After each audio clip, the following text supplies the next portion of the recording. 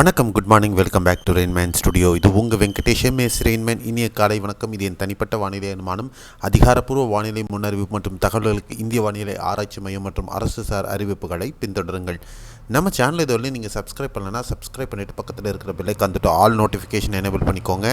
அப்போ தான் நான் கொடுக்கக்கூடிய முழு உழைப்பும் எஃபோர்ட்டும் உங்களை ரீச் ஆகும். நிறைய விஷயங்கள் நீங்கள் கற்றுக்கிறதுக்கும் வசதியாக இருக்கும். அதே நேரத்தில் உண்மை தகவல்களை தெரிஞ்சுக்கிறதுக்கும் உங்களுக்கு வசதியாக இருக்கும். அது மட்டும் இல்லாமல் வீடியோவை லைக் பண்ணிவிட்டு ஷேர் பண்ணிடுங்க. கீழே டிஸ்கிரிப்ஷன் பாக்ஸில் நம்மளுடைய புது இங்கிலீஷ் சேனலுடைய லிங்க்கு கீழே இருக்குது. அது மட்டும் இல்லை, ஃபேஸ்புக், ட்விட்டர், இன்ஸ்டாகிராம், அதில் நவ்காஸ்ட் அலர்ட் கொடுக்கக்கூடிய வாட்ஸ்அப் சேனல்லேருந்து எல்லாமே லிங்க்கு கீழே கொடுத்துருக்கேன். அந்த லிங்க்கை நீங்கள் கிளிக் பண்ணி உங்கள் ப்ரௌசரில் போட்டு நீங்கள் அதையும் நம்ம ஃபாலோ பண்ணிக்கலாம். ஸோ இன்றைய வானிலை அனுமானம் 14 நவம்பர் 2025 கொஞ்சம் விளக்கமான குறிப்புகளாகவே பார்க்கலாம். இந்த படத்தில் நீங்கள் பார்க்கக்கூடிய விஷயம், பசிபிக் பெருங்கடல் பகுதிகளில் என்ஜிஓ இருந்ததுனால அதனால் ஏற்பட்ட ஒரு ஃபங்வாங் கலாமேகின்ற சரணம் பார்த்தோம். அந்த டைஃபூனுக்கு அப்புறம் ஃபங்வாங் அப்படின்னு ஒன்று வந்தது. அந்த ஃபங்வாங் தைவான் உள்பட தென்சீன கடல் பகுதிகளை துவம்சம் செஞ்சுட்டு போச்சு. இப்போ அதனால் நம்மளுக்கு வர வேண்டிய கிழக்கு திசை காற்று, இருமுக கிழக்கு திசை காற்று தடைப்பட்டிருந்தது. இப்போ அது முற்றிலுமாக செயல் இழக்கக்கூடிய நிலையில் இருக்குது. ஸோ அடுத்த வரக்கூடிய மணிக்கூறுகளில் அது செயல் எழுந்துரும் அப்படின்னு நம்ம எதிர்பார்க்கலாம். அதனால் இப்போதைக்கு ஒரு வீக்கான ஒரு இருமுக கிழக்கு திசை காற்றானது வர தொடங்கியிருக்கிறது. அதே நேரத்தில் இலங்கைக்கு தென்கிழக்காக ஒரு வளிமண்டல மேலடுக்கு சுழற்சி, அகண்ட வளிமண்டல மேலடுக்கு சுழற்சி, பிராட் சர்க்குலேஷன் அப்படின்னு ஆங்கிலத்தில் சொல்லக்கூடிய அமைப்பு தொடர்ந்து நீடிக்கிறது. இதன் காரணமாக ஏற்படக்கூடிய இந்த கிழக்கு திசை காற்றினுடைய ஊடுருவல் மற்றும் காற்று குவிதல் காரணமாக தென் தமிழகத்தில் பெரும்பாலான பகுதிகளில் இன்றும் மழை தொடர்வதற்கு வாய்ப்புகள் இருக்கக்கூடும். அதே நேரத்தில் ட்ரை கான்டினென்டல் ஏர் மத்திய இந்தியா பகுதிகளிலிருந்து வரக்கூடிய கான்டினென்டல் ஏர் வட தமிழக பகுதிகளில் தொடர்ந்து நீடிக்கிறது. அதன் காரணமாக அங்கே மழையின் தாக்கம் சற்று குறைந்திருப்பதற்கான வாய்ப்புகள் இருக்கக்கூடும். ஆந்திரா மற்றும் கர்நாடகா மற்றும் தமிழகத்தில் வட தமிழகத்தில் மழையின் தாக்கம் சற்று குறைந்திருப்பதற்கு வாய்ப்புகள் இருக்கும்.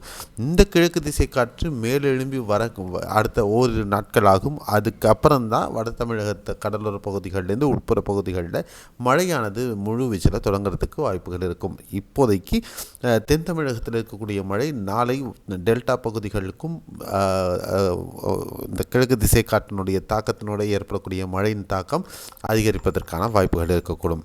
அடுத்து இந்த ஒரு விளக்கமான படம் இப்போ தான் நீங்கள் பார்க்குறீங்க. தென்சீன கடல் பகுதிகளில் இங்கே பிலிப்பைன்ஸை தாண்டி ரீகர்வாகி தாய்லாண்டை தாண்டி தாய்லாண்ட்லேருந்து வெளியே இந்த பகுதிகளில் இப்போ அந்த ஃபங்வாங் அப்படின்னு சொல்லக்கூடிய புயலினுடைய எச்சம் ஒரு வளிமண்டல மேலடுக்கு சுழற்சியாக நீடிக்குது. அது அடுத்த ஒரு சில மணிக்கூறுகளில் முற்றிலுமாக மறைந்துவிடும். அது மறையறதுக்கு முன்னாடியே அது முழுவதுமாக விலகி போனதுக்கப்புறமா பார்த்திங்கன்னா இந்த மாஸ்கினை இந்த பகுதிகளிலேருந்து வரக்கூடிய அந்த சைபீரியனை அந்த பகுதிகளிலேருந்து வீசக்கூடிய இந்த மாய்ஸ்சர் ஏர்லேருந்து வரக்கூடிய அந்த கிழக்கு திசை காற்று முழுவதுமாக உங்களுக்கு இந்த பகுதிகளில் நம்ம பிலிப்பைன்ஸ் ஊடாக தாய்லாந்து ஊடாக நம்மளுடைய வங்கக்கடல் பகுதிகளுக்குள் இந்த இதில் அந்த வளிமண்டல மேலடுக்கு சுழற்சியோடு இணைகிறது.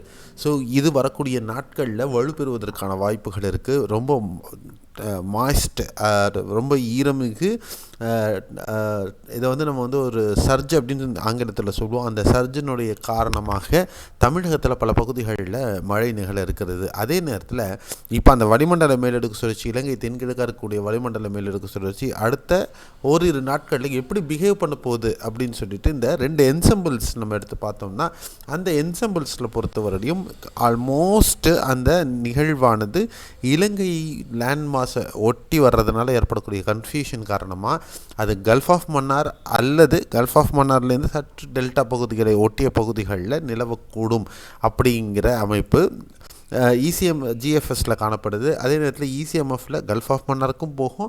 அதே நேரத்தில் இலங்கை ஒட்டிய குமரி கடல் பகுதிகளுக்குள்ளும் அது வரும் அப்படின்னு எதிர்பார்க்கப்படுகிறது. ஸோ இந்த மாற்றங்களில் அடுத்த 24 மணி நேரத்தில் நம்மளுக்கு ஒரு தெளிவானது கிடைக்கும். ஏன்னா அந்த சரணம் எங்கே நகர்கிறது, அதோடைய பிராட் சர்க்குலேஷனாக இருக்கிறதுனாலையும் இலங்கை லேண்ட் மாஸருடைய இன்ட்ராக்ஷன் இருக்கிறதுனாலையும் இது எப்படி பிஹேவ் பண்ண போகுது அப்படிங்கிறத நம்ம பொறுத்து இருந்து பார்க்க வேண்டிய ஒரு இது இருக்கும். ஆனால் எது எப்படியா இருந்தாலும் மழை நிகழ்வு பொறுத்தவரையும் அடுத்த 3 முதல் 5 நாட்களுக்கு ஒரு மழை டெல்டா பகுதிகளிலிருந்து தென் தமிழகம் வரையும் ஒரு நல்ல மழைக்கான வாய்ப்பு இருக்குது. அதே நேரத்தில் 17, 18, 19 தேதிகளில் வடகடலோர பகுதிகளான சென்னை, திருவள்ளூர், காஞ்சிபுரம், செங்கல்பட்டு பகுதிகளிலையும் பலத்த மழைக்கு வாய்ப்பு இருக்குது. அதே உட்புற பகுதிகளிலையும் வட கடலோர உட்புற பகுதிகள் வேலூர் அந்த பகுதிகளுக்கும் மழை இல்லையான்னு கேட்காதீங்க, அங்கேயும் மழை இருக்குது. ரிமனன்ட் மாய்ஸ்சர் உள்ளே வரும்பொழுது நிறைய மழை கிடைக்கிறதுக்கு வாய்ப்பு. ஆக மொத்த தமிழகத்துக்கும் மழை கொடுக்கக்கூடிய சரணமாக இது அமையும். இது முதல் சரணம். இதுக்கு அடுத்த சரணம் பார்த்திங்க அப்படின்னா 25, 26 தேதிகளில் இதே இந்தோனேஷிய பகுதிகளிலிருந்து கடந்து நமக்கு வரும் ஒரு சுழற்சியானது கடந்து வருவதற்கு வாய்ப்புகள் இருக்குது. இந்த பகுதிகளில் சுழற்சிகளை தொடர்ந்து இந்த சுழற்சிகளை பார்ப்பீங்க. இந்த சுழற்சிகள் தான் இங்கே வரப்போகுது. இந்த சுழற்சி ஒரு தாழ் பகுதியாக நன்கு அமைந்த தாழ்வு வெல்மார்க்டு லோ ப்ரெஷர், அப்புறம் ஒரு ஆழ்ந்த தாழ்வு மண்டலம், தீவிர ஆழ்ந்த தாழ்வு மண்டலம் வரலையும் வலுப்பெற்றே தீரும் ஒரு புயலாக மாறுவதற்கு வாய்ப்புகள் இருக்கிறது. ஆனால் மாடல்ஸ் இசிஎம்எஃப்பும் சரி ஜிஎஃப்எஸும் சரி மாறி மாறி அதனுடைய ட்ராக்ஸை மாற்றிக்கிட்டே இருக்கும். ஏன்னா உங்களுக்கு அந்த சலனம் எங்கே ஜெனிசிஸ் ஆக போகுது அப்படிங்கிறது இப்போதைக்கு வானிலை படிமங்கக்கிட்ட ஒரு எக்ஸாக்ட் கருத்து ஒற்றுமை இருக்காது. ஸோ அந்த சலனம் கிட்ட வரும்பொழுது தான் ஒரு கிளியர் பிக்சர் நமக்கு கிடைக்கும். எவ்வளோ டிலே ஆகுதோ அவ்வளோ கஷ்டம். ஏன்னா மேலேருந்து மேற்கத்திய கலக்கம்னுடைய தாக்கமும் வந்துடும். ஸோ எது இருந்தாலும் கிளைமேட்டாலஜியில் அது நமக்கு சாதகமாக அமையும் அப்படிங்கிற ஒரு எதிர்பார்ப்போடு நம்ம இருக்கலாம். எது எப்படி இருந்தாலும் 28ஆம் தேதி வரை தமிழகத்தில் பரவலாக நல்ல மழைக்கான வாய்ப்புகள் இருக்கிறது அப்படிங்கிறது இப்போ நம்ம ஒரு லாங் ரேஞ்சில் நம்ம எடுத்துக்கக்கூடிய அமைப்பு. ஸோ நம்ம எப்போவுமே லாங் ரேஞ்ச் போகிறது கிடையாது, ஷார்ட் ரேஞ்சில் தான் இருப்போம். இருந்தாலும் லாங் ரேஞ்சில் என்ன எதிர்பார்க்கலாம்ங்கிறதுக்காக உங்களுக்கு நான் சொல்லியிருக்கேன். கடந்த 24 மணி நேரத்தில் நம்ம மழை பதிவானது டீட்டெயில்ஸ் பொறுத்தவரையும் பார்த்தோம் அப்படின்னா இந்த மேப் லெஃப்ட் சைடில் பார்த்திங்கன்னா உங்களுக்கு நிறைய தெரியும். சென்னை மற்றும் சுற்றுவட்டார பகுதிகளில் நேற்று காலை பரவலாக நல்ல மழை பெய்தது. அதுக்கப்புறமா உட்புற பகுதிகள் வேலூர் ஆகட்டும், விழுப்புரம், பாண்டிச்சேரி ஆகட்டும், இந்த பக்கம் தருமபுரி மாவட்டத்திலையும் நல்ல மழை பதிவாச்சு. உதகை பகுதிகள் நீலகிரி மாவட்டத்திலையும் நல்ல மழை பதிவாச்சு. ஈரோடு மாவட்டத்தில் ஒரு சில பகுதிகளில் மிதமான மழை பதிவானது. அதே மாதிரி மத்திய தமிழகத்தில் பெரும்பாலான சேலம், ஆத்தூர் இந்த பகுதிகளாகட்டும், ஈரோடு, நாமக்கல், கள்ளக்குறிச்சி இந்த பகுதிகளாகட்டும், இந்த பக்கம் திண்டுக்கல்லையும் ஒரு சில பகுதிகள், ராமநாதபுரம் மாவட்டத்தில் பரவலாக, தூத்துக்குடி மாவட்டத்திலையும் பரவலாக இன்று காலை கூட மழை பதிவாகி வருகிறது. திருநெல்வேலி மாவட்டத்திலையும் பதிவாகிருக்கு. உட்புற பகுதிகளில் சில பகுதிகளில் லேசான மழை வரலையும் பதிவாகி இருக்கிறது. இதை பொறுத்தவரையும் சேலம் குன்னூரில் 60 மில்லிமீட்டர் மழை நல்ல மழை பதிவாகியிருக்கு. ராமநாதபுரம் மண்டபம் 48.80, ராமநாதபுரம் பாம்பனில் 36 millimetre, Chithirakottai Ramanathapuram 29.6, Kakkudi 28.8, Dindigul Senthurai 28 millimetre, Thoothukudi Pudukkottai 27.6, Nilgiri Kengarai 26.80, Thenadu Nilgiri 26, Ammapuram Thoothukudi 24.8, Chennai Adyar 24, Chennai Velachery 24, Namakkal Mullukurichi 23.6, Ramanathapuram Kodikulam 22.4, Bogalur Ramanathapuram 22.4, Kandachipuram Villupuram 22.4, Koppu Tiruchirappalli 22 millimetre, இந்த மாதிரி செங்கம் 22 மில்லிமீட்டர் திருவண்ணாமலை மாவட்டத்தில், தர்மபுரி சூரியக்கடி 21 மில்லிமீட்டர், இந்த மாதிரி பரவலாக பல மாவட்டங்களில் மழை பதிவாகி இருக்கிறது. இதோடைய டீட்டெயில்ஸ் எல்லாமே பீட்டா அப்படிங்கக்கூடிய தமிழ்நாடு டிஎன் ஸ்மார்ட் வெப்சைட்டில் இருக்குது. நீங்கள் யூசர் ஐடி க்ரியேட் பண்ணி அதில் நீங்களும் பார்க்கலாம். அதே நேரத்தில் அடுத்த 24 மணி நேரத்திற்கு மழைக்கான வாய்ப்புகள் பொறுத்தவரையிலும் கேரளாவில் திருவனந்தபுரம், பத்தனந்திட்டா, இடுக்கி, கோட்டயம், ஆலப்பி, எர்ணாகுளம், திரிசூர், பாலக்காடு, மலப்புரம், கோழிக்கோடு மற்றும் வயநாடு, கண்ணூர் மாவட்டங்களில் பரவலாக மிதமானது முதல் கனமழை, காசர்கோடில் லேசான மழை, கொல்லம் மற்றும் ஆலப்பி மாவட்டத்தில் சில பகுதிகளில் கனமழை முதல் பலத்த மழை வரலையும் கூட பதிவாகிறதுக்கான வாய்ப்புகள் இருக்கக்கூடும்.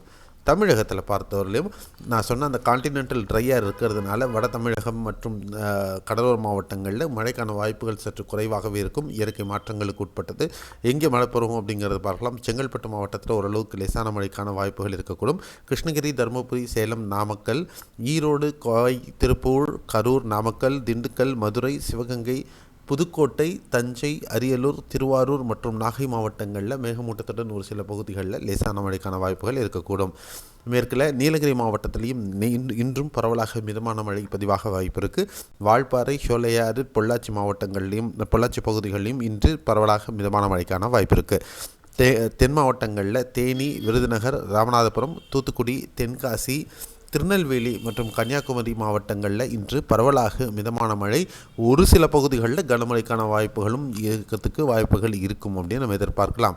ராமேஸ்வரம் இந்த சுற்றுவட்டார பகுதிகளில் எங்கேயா ஒரு இடத்துல கனமழைக்கான வாய்ப்புகள் இருக்கும் அப்படின்னு நம்ம எதிர்பார்க்கலாம். இதுதான் அடுத்த 24 மணி நேரத்திற்கு நாம் எதிர்பார்க்கக்கூடிய மழை. ஸோ இன்றைய வீடியோவில் அடுத்த ஆந்திராவிலையும் லேசான மழைக்கான வாய்ப்புகள் தான் நம்ம சொல்லியிருக்கோம்.